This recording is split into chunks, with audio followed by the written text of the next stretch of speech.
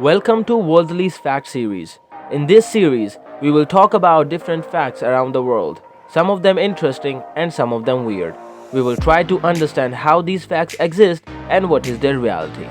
If you want to know different facts around the world, stay tuned to Worldly. Fact number 1. Do you know the motion of water of all the oceans of the world is controlled by the moon? The moon, while moving around the earth, attracts the water in the ocean. We have seen a lot of tides arising on the ocean, but have we ever thought why and how these tides arise? You would say that the tides which arise on the ocean are due to the winds, but you will be surprised to hear that the tides which arise on the ocean are not only because of the winds, but is also due to the force of attraction of the moon on the water of the oceans, which is about 384,000 kilometers away from the earth. The force of gravity of the moon affects the water of the ocean, causing it to rise. Fact number 2. The first finger of our foot, which is the thumb of our finger, is one of the most powerful finger of our foot. The thumb of our foot can hold up to 40% of our weight. Will you believe such a small finger holding such massive weight? Obviously not. Due to the muscle distribution and the anatomy, the thumb has this much strength to hold 40% of your weight. The thumb is backed by many muscles of our body.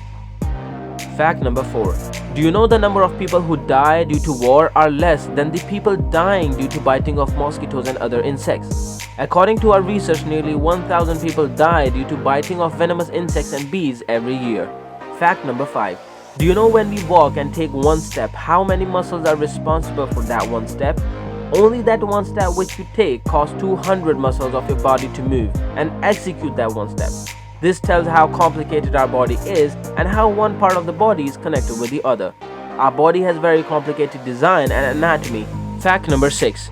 Pluto used to be the smallest planet in the solar system, but now it isn't a planet anymore, thanks to a recent decision from the International Astronomical Union. But now it's one of the largest dwarf planets. In terms of volume, Pluto only has 6.4 billion cubic kilometers. That sounds like a huge number, but it's only 0.59% of the volume of the Earth. The mass of Pluto is 1.3 exponent 22 kilograms, which is only 0.2% of the mass of the Earth, or 18% the mass of the Moon. Needless to say, Pluto does not have very much mass at all. The surface area of Pluto is 1.67 exponent 7 square kilometers. That's only 3.3% the surface area of Earth and about the same surface area as Russia. The diameter of Pluto is only 2,390 kilometers across. Just for comparison, that's about 70% the diameter of the Moon, and it's a fraction of the size of the Earth, about 18% of the Earth's diameter. Fact number 7. Like every other machine, satellites do not last forever. Whether their job is to observe weather, measure greenhouse gases in the atmosphere, or point away from the Earth to study the stars, eventually all satellites grow old, wear out, and die, just like old washing machines and vacuum cleaners. So what happens when a trusty satellite's time has come? These days, there are two choices. Depending on how high the satellite is, for the closest satellites, engineers will use its last bit of fuel to slow it down. That way, it will fall out of the orbit and burn up in the atmosphere. The second choice is to send the satellite even farther away from the Earth. It can take a lot of fuel for a satellite to slow down enough to fall back into the atmosphere.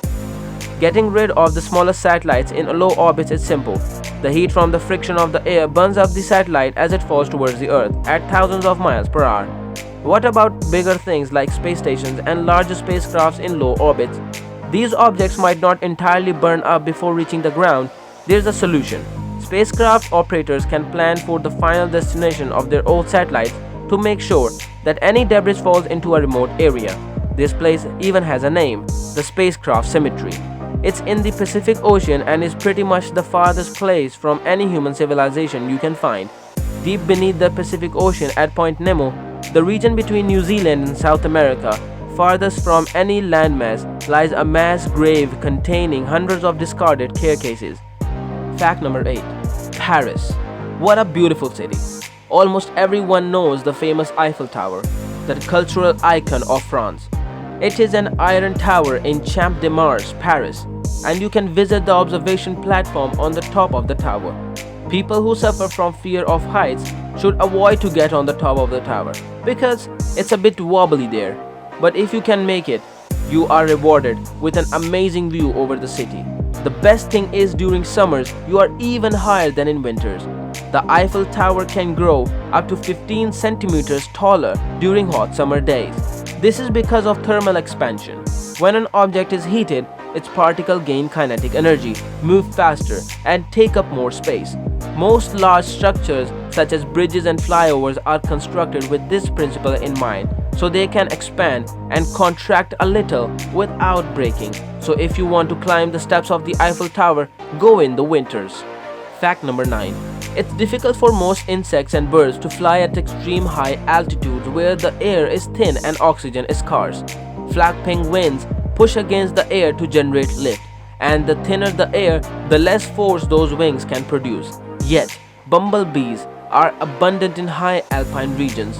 Researchers have long wondered how these tiny flies were able to navigate the challenges of high altitude flights. You will be surprised to hear that they can fly up to Mount Everest. Yes, you heard me right. These small bees, which seem to be a miniature, can fly up the height of a Mount Everest. Fact number 10. In any analysis of all 240,000 entries in the Concise Oxford English Dictionary, editors found that the letter E appears in approximately 11% of all the words in Common English. E is the most commonly struck letter on your keyboard and the second most popular key after the spacebar.